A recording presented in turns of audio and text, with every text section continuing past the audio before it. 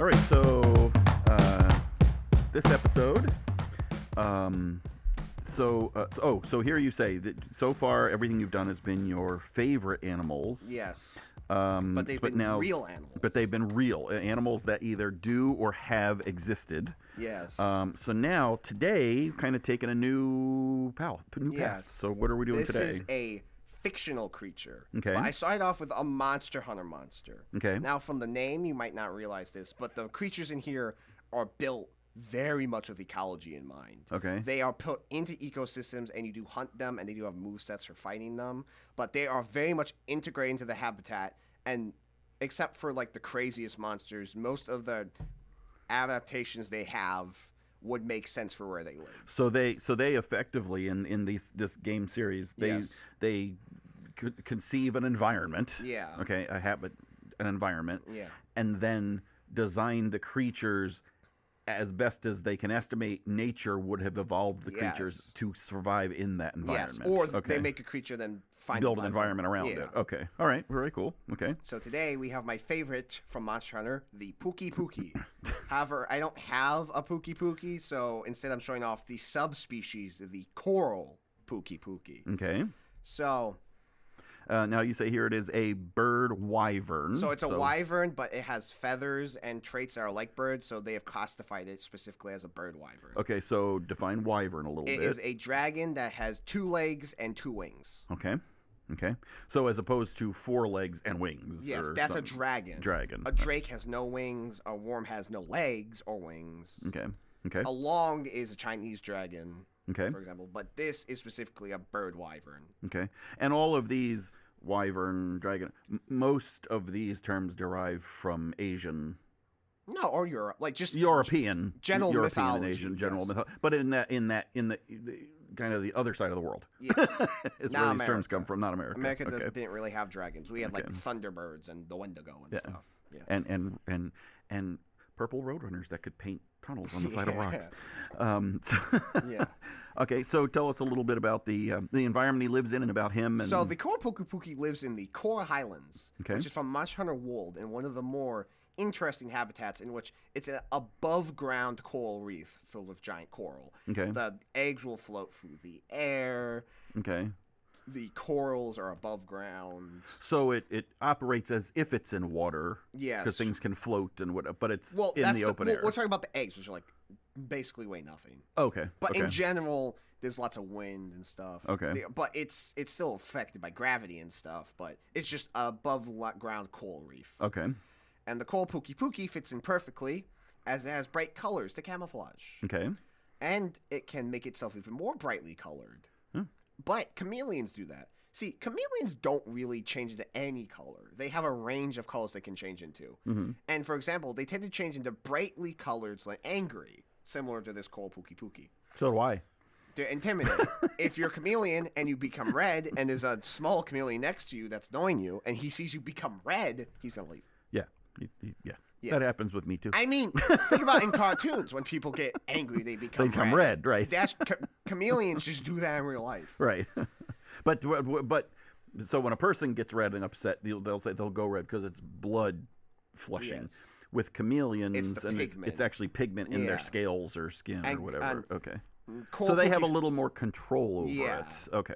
And coral Pukei-Pukei can do the same thing. Okay. And what's this about its tongue? Oh, it has a long tongue. It has a massive tongue. If you look at the picture, even. Okay. And they extend it really far. So the original Pukei-Pukei uses it to, like, I say original, the one you find in the forest, the normal one, uses it to collect nuts it eats. Okay. And to attack its opponents.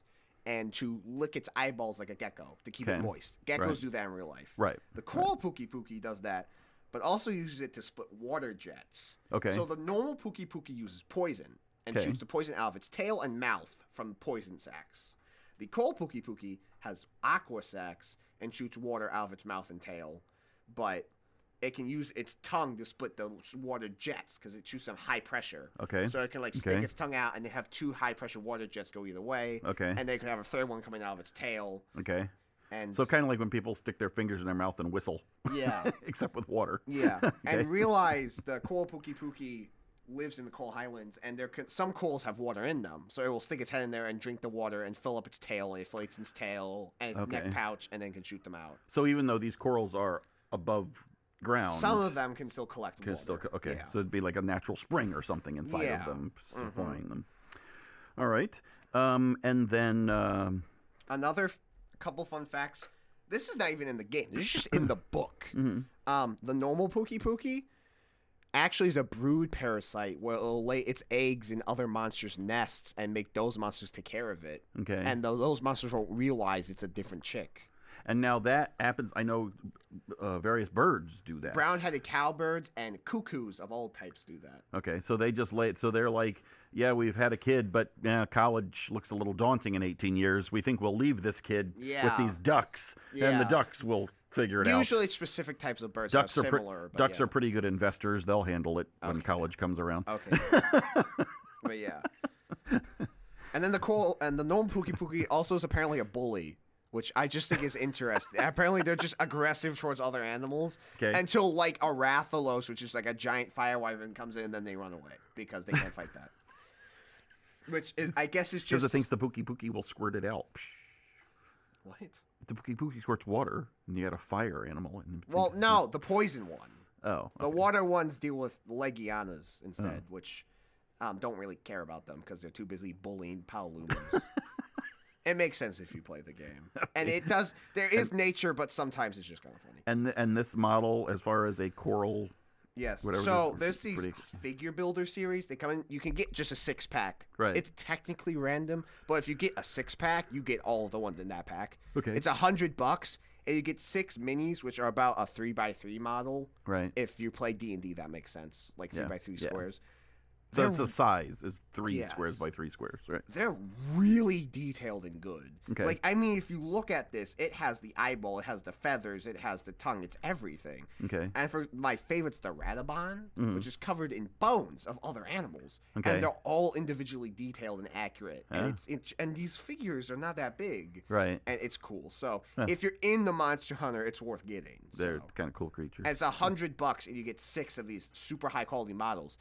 And there's still like 2 sets set to release, like in the coming year. Are these the ones that come the little boxes and the big box, and then there's always like one creature that's built from random parts that showed up in the other boxes? Yeah, but that's a see-through one. Yeah, it's like a clear.